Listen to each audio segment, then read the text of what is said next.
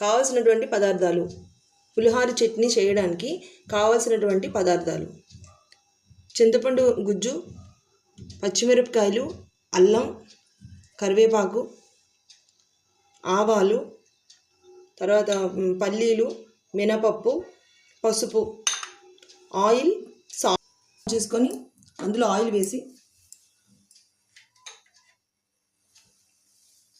అందులో కరివేపాకు ఇవన్నీ కూడా మనం వేసి ఫ్రై అవ్వాలి.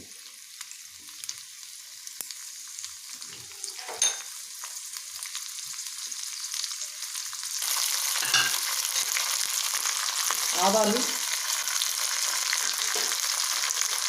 ఇంకా పల్లీలు, ఇంకా మినపప్పు,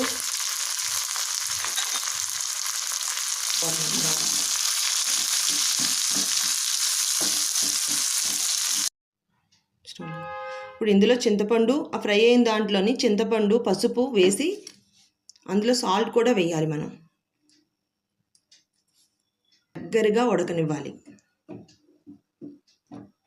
ఒక 10-15 నిమిషాలు బాగా దగ్గర ఉడకనివ్వాలి. మనం ఉడికినటువంటి దాన్ని చూడాలి, ఉడికిందో లేదో అని. స్మెల్ కూడా మనకి పులిహార చట్నీలా స్మెల్ వస్తుంది. అప్పుడు మనం చూసుకొని స్టవ్ ఆఫ్ చేసేయడం, అంతే. పులిహార చట్నీ రెడీ.